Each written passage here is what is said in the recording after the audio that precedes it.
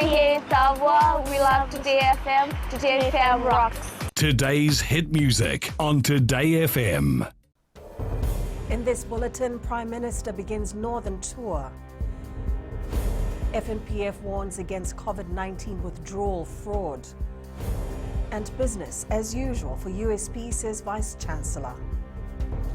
From the studios of FBC SUVA, Atera Lendua. Prime Minister Borenge Bainimarama will commission more development projects in the Northern Division this week. The Prime Minister began his tour of the division today and says they want to create investment opportunities for the people of the North. He says the government does not make its decision while sitting in the office, adding that it is important for leaders to go down to the ground. Bainimarama reaffirmed government's commitment to serving communities, stressing they will continue to go out and listen to what people have to say. Since day one, our ears have been open to our people. We listen to your ideas. We take your concerns, but we do not stop there. We do more than just listen. We deliver development that changes lives for the better. And more often than not, we make those decisions on the ground, directly in the communities we are committed to serve. The Fiji National Provident Fund has warned that it will take action against COVID-19 member withdrawals identified to have been falsified. This warning is also directed to employers and employer representatives. The fund is urging members and employers to refrain from engaging into such fraudulent activity, and anyone found engaging in such practices will have to face the law. Meanwhile, the fund today released the payment for Phase 2, Round 2, Cycle 3. The funds are for members who have applied for and had their applications approved up until September 25th. 20 police officers who died in the past year were remembered today for their service and dedication. Speaker of Parliament, Ratuipeli Nailatikau, paid tribute to the officers, those who passed on and those who are still in service during the Remembrance Day. Nailatikau says that non-communicable diseases is a worrying trend in the force, as it remains the main cause of death. He says as officers perform their daily duties in looking after the public, they should also be aware of their personal health. Nailatikau acknowledged the families of police officers who have passed for their support. Demands of policing and emerging challenges requires the necessary physical and psychological support to personnel. The University of the South Pacific Vice Chancellor, Professor Paul Alwalia, says the institution will continue to provide the best quality education to its students. His comment came amid concerns raised following the Fijian government's decision to cease its grant to the university. Alwalia says if the seizure of grants continue, the university will manage until the end of the year, and the management has referred the matter to the council. USP Executive Director Finance, Colinio Boila, says they have yet to feel the impact of the Fijian government's decision. The impact on the Fiji government is basically currently absorbed, so we have not yet moved into a position where we cut wages or cut salaries. That is further down the line if the situation worsens, but for the time being, we have absorbed that from our current contingencies. Over 20 young people of NASOLO village in Bua have a $1 million business scheme to be developed through KAVA farming.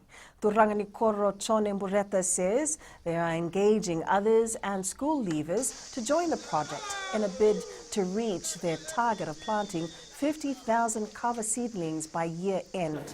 He says they only managed to save 12,000 Yangona plants following Tropical Cyclone Winston in 2016.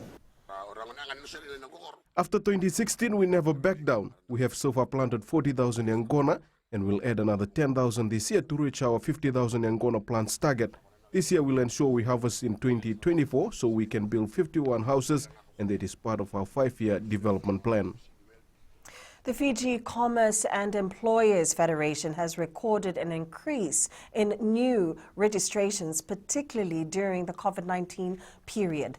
Executive Officer Victoria Yee says their surveys have found that many businesses have gone into survival mode. He says a few businesses are barely making ends meet and exhausting every avenue to ensure their workers are not made redundant. We know from the findings is the big businesses are perhaps reducing days, the medium are reducing hours, while the small MSMEs have either made their workers redundant as a means of survival, which is why now more than ever we are calling on non-members to come on board and just join FCF so that we can better represent the private sector at the national level. Up ahead, Nadi football suffers major setback and Madhuwata qualifies for quarterfinals.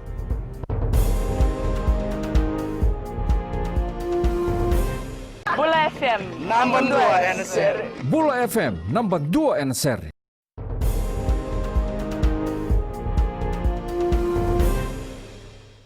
The Nadi football team has suffered a major setback ahead of the court's IDC as captain Avinesh Warren SWAMY has been ruled out due to an injury.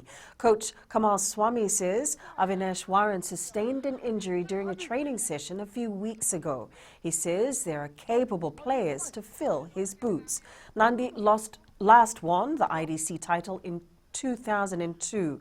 In 2015, they reached the final but lost the bar 2-0. The Jet Setters have won the coveted trophy 6 times. The players are focusing on the formations. They will be playing against the 3 teams that are in our pool and what they are going to do in the game. So the approach by the players are very good. The court's IDC will be held at the ANZ Stadium in SUVA from the 6th to the 11th of next month. Ramsamy SUVA side has some work to do on their backline before heading into the Skipper Cup clash against TAILEVU this week. Manager Nemani Tuifangalele says they've identified backline weaknesses which Nadi exposed during their match on Saturday. He says apart from this, their forward pack also needs some work. A lot of loopholes that the Nadi team took advantage of. And I think it's in the back line, and we're looking at also improving the performance of our 8 forwards, and that's probably where the coaches will be spending a lot of time on. Madhuwata rugby side has secured its place in the VANUA Championship quarter-final round. They defeated Vakaundrove 49-24 in round 6 of the Northern VANUA Division match on Saturday. Madhuwata assistant coach Meli Tamanidola says the players knew what was at stake and stuck to the plan. Because we were sitting below Mbua on the points table, and we decided to come out with a game plan that suited us the most. So we utilized it, and we came up with 49 points. Liverpool's new signing Diogo Jota grabbed a home debut goal as the champions beat Arsenal 3-1 in the Premier League this morning. The Reds demonstrated determination to retain an iron grip on their Premier League crown by coming from behind to record an impressive victory. Yeah.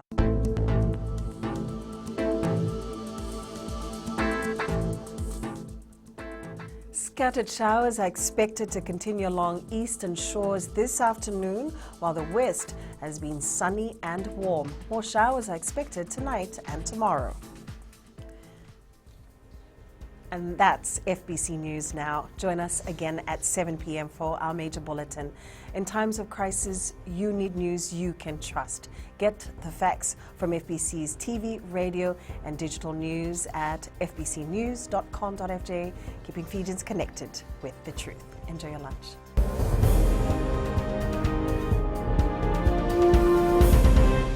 Bula FM, number 2 and seri. Bula FM, number 2 and seri.